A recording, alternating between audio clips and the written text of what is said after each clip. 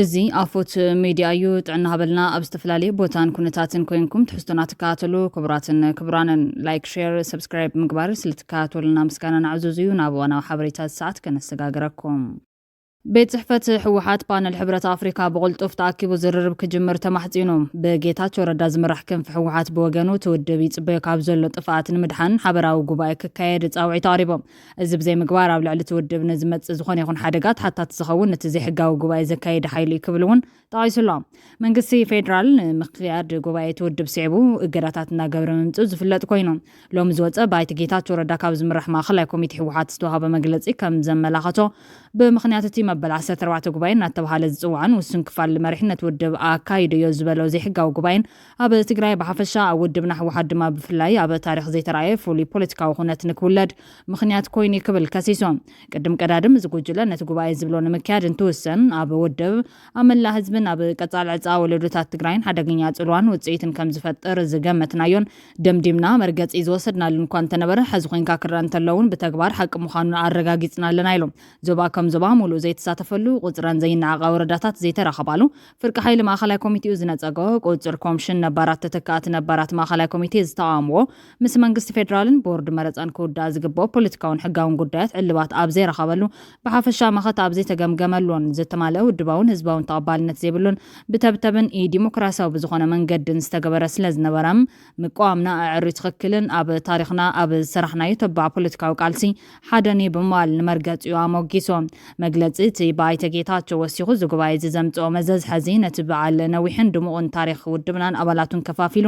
ኣብዛ ጽባብ መድረኽ ንዝተጣየሸ ሓሲዮም ነቲ ግጅግና ሰራዊትና መሪሕነቱ ከፋፊሉን ኣባላቱ ህዝባዊ ወያነ ሓርነት ትግራይ ፋሕፋሕ ኣቢሎን ህዝብና ተስፋ ሓወይቱ ከጽልመት ገይሩሎ ዝበለት ጉጅለ ሕወሓት እዚ ኣብዚ ታሪኻዊ ውድብ እዚ ዘለና መሪሕነት ብጣዕሚ ይሕዝንና ነጉሄናን ብስምረትን ሓድነትን ቆየምና ህዝብና መሪሕና ካብ ጽንተን መከራን ከነድሕኖ ብዘይምኻልና ዝስምዐና ሓዘን ወሰን የብሎን ነዝሓለፈ ውሳነታት ድማ ማእኸላይ ኮሚቴ ኣብዚ ከም ዝበለ ሕማቕ ኣጋጣምን ጸሊም ታሪኽን ዘትዩሎም መበገሲ እቲ ዘተ ማዕረ ማዕረት ብህልኽ ብድሕረትን ድንቁርናን ዝተሰነየ ውሽጣዊ ጎነፅ ናይ ምእላይ ሕማቕ ባህልና ምፍራስን ምብትታንን ዝውድብ ዝደልን ዝምነን ደጋዊ ሓይሊ ምህላው ስዒቡ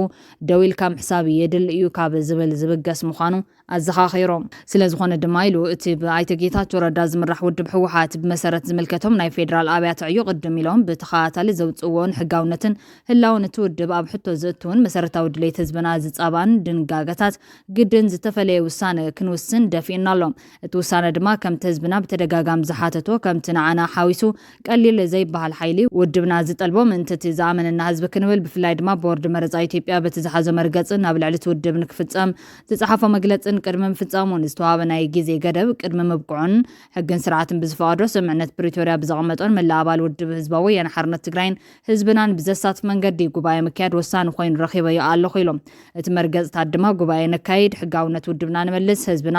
መሪሕ ውድብ ክህልዎ ንግበር ልዕሊ ውልቃውን ጉጅላውን ድሌታትና ብምዃን ንታሪኻዊ ውሳነ ንወስን ዝብል ጭርሖ ከም ዝሓዘ ኣገንዚቦም እዚ ባይተ ጌታቸው ረዳ ዝምራሕ ጉጅለ ዝወፀ መግለፂ ኣብ ዝወፀሉ ህሞት እቲ ኣብ ሓወልቲ ዝመደብሩ ብዶክተር ደብረጽዮን ገብረ ሚካኤል ዝምራሕ ጉጅለ ብወገኑ ኣብ ትሕቲ ወረርቲ ዘሎ ህዝብና ሓራይ ውፃእ ዝተመዛበሉን ዝተሰደዱን ወገናትና ውሕስኖም ተሓልዩ ሕዚ መለሱ ክብል ገብረ መልሲ ዝመስል መግለፂ ኣውፅኡሎም ፓነል ሕብረት ኣፍሪካ ብቁልጡፍ ተኣኪቡ ዝርርብ ክጅምር ተማሕጺኖም ስምምዕ ፕሪቶርያ ካብ ዝፍረም 2 ዓመትን መንፈቕ ነቑፂሩሎ ዝበለት መግለፂ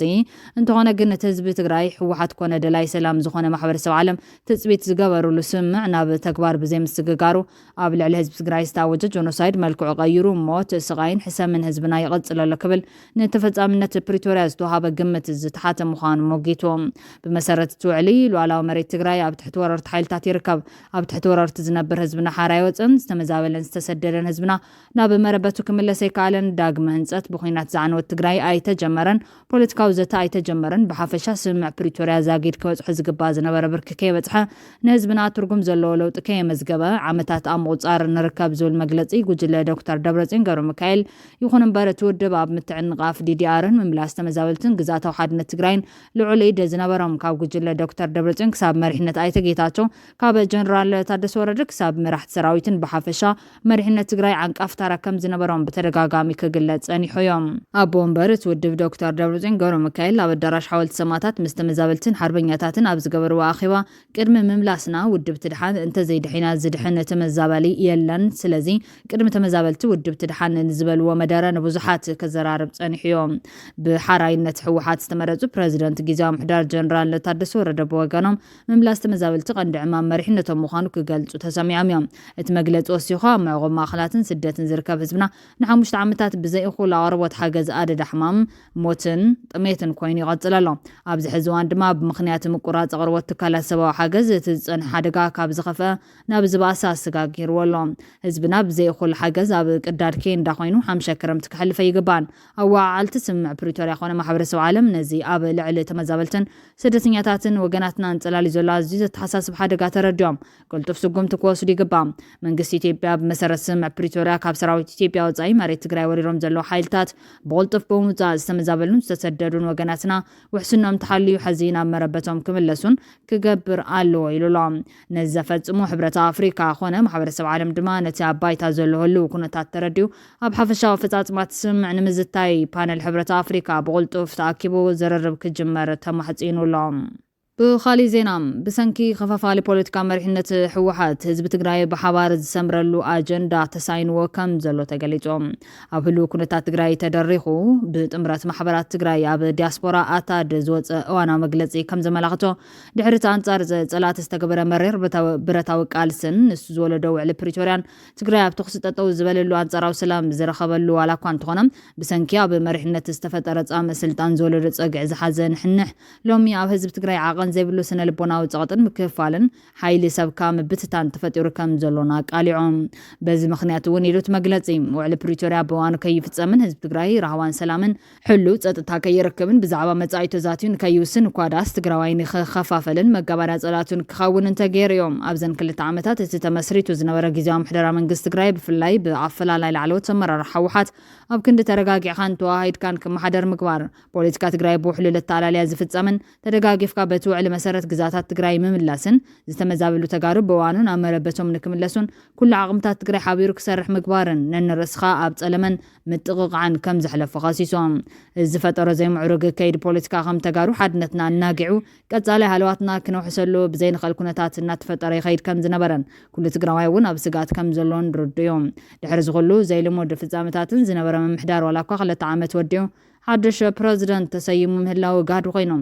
ዝተገይሩ ዘሎ ናይ ጊዜያዊ ፕረዚደንት ለውጢ ህዝቢ ትግራይ ከም ህዝቢ ካብ ዝለውጢ ከመይ ክርባሕ ይኽእል ካብ ሕሉፍ ተመክሮ ተማሂሩ እንታይ ክገብር ይግባእ ውልቀ መራሕቲ ካብ ዝፈጥርዎ ወጻኢ መሰረታዊ ፍልፍል ኣፈላላይ ህዝቢ ኣሎ ዶ የለን እንድሕር ሃልዩ እንታይ እዩ ብኸመይ ከይፍታሕ ብቑሸትን ብወረዳን ስምዒትና ለዓልካ ዝንፋሕ ዘሎ ፕሮፓጋንዳ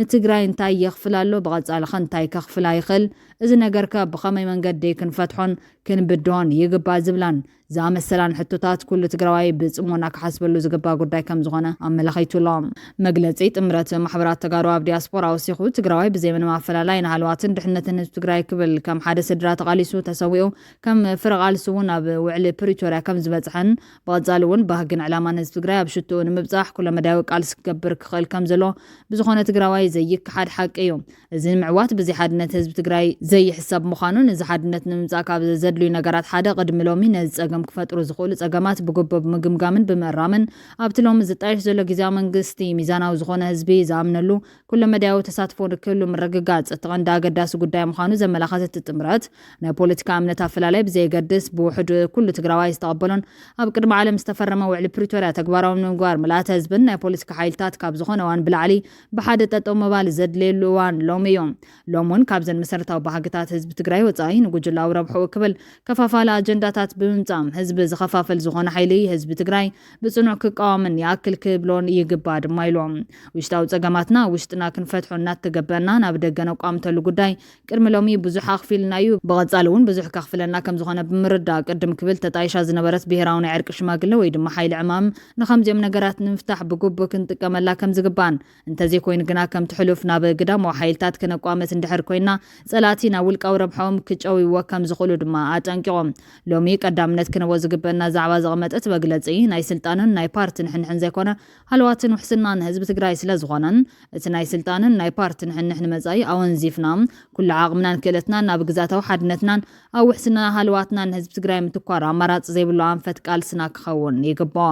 ኣብ ዝዋን እዚ ናይ ስልጣንን ናይ ፓርቲን ሕንሕ ወይ ካልኦት ኣጀንዳታት ዘቐድሙ ሓይልታት ትኹረት ቃልሲ ህዝቢ ትግራይ ንምዝባዕ ብጸላይ ዝወሃቦም ኣጀንዳ ስለ ዝኾነ ህዝቢ ትግራይ ብትረት ክቃወሞምን ብኻልእ ወገን ህዝቢ ትግራይ ካብ ዝኾነ እዋን ብላዕሊ ብስነት ስራሕ ብኽብሪ ናብራ ብጥሜትን ሕማምን ዝሰኣ ዘሎ ከይኣኽሎ ብስነት ሰላምን ውሕስነትን ከባብያዊ ጸጥታን ዓብዪ ማህሰይቲ ይበጽሖሎም ብምዃኑ እውን ኣብ ዝኾነ ዕለታዊ ምንቅስቓስ ናብራ ሓድሕድ ትግራዋይ ሰላሙ ዲሞክራሲያዊ መሰሉ ፍትሕን ድሕነትን ብዝኾነ መንገዲ ናብ ዋጋ ዕዳጋ ክውዕል ዘይግባኦን እቲ ዘሎ መንግስትነት ናይ ጸጥታ ሓይሊ ቀንዲ ዕማም ብምግባር ክሰርሕ ከም ዘሎ ብምንፋት ቃልሲ ህዝቢ ትግራይ ሎሚ እውን ተፋሪቑ እምበር ኣይተዛዘመን እኳ ደኣስ እቲ ብዝበዝሕ ኣብ ቅድሚ እዩ ዘሎ መሰል ህዝብና ኣብ ኢደ ጸላትና እስካብ ዝሃለወት እዋን ሓቅን ሕግን ኣብ ዘይገዛኣ ሃገር ኮይና መሰልና ካብ ጸላትና ብገጸ በረከት ከም ዘይተዋሃበና ብምርዳ ኩሉ መድያዊ ቃልስና ብምጥንኻር ንሃልዋትን ብሩህ መጻኢ ትግራይን ከም ትማሊ ሓይል ሰብና እንተይበተና ብሓደ ጠጠው ክንብል ይግባእ ድማ ኢሉሎ ኣብ ሕሉፍ ምቕያር ምሕደራ ዝነበረ ኸይዲ ህዝቢ ትግራይ ብዝግባእ ዝተሳተፈሉ ስሩዕ ፍጻመ ዋላ እንተዘይነበረ ነቲ ሕዚ ኣጋጢሙ ዘሎ ክፍተት ምሕደራ ትግራይ ብቕልጡፍ ንክስተኻኸልን እቲ ከም ብሓድሽ ዝዋቐር ግዜያዊ ምሕደራ ንኩሎም ፖለቲካዊ ሰልፍታትን ዓቕምታትን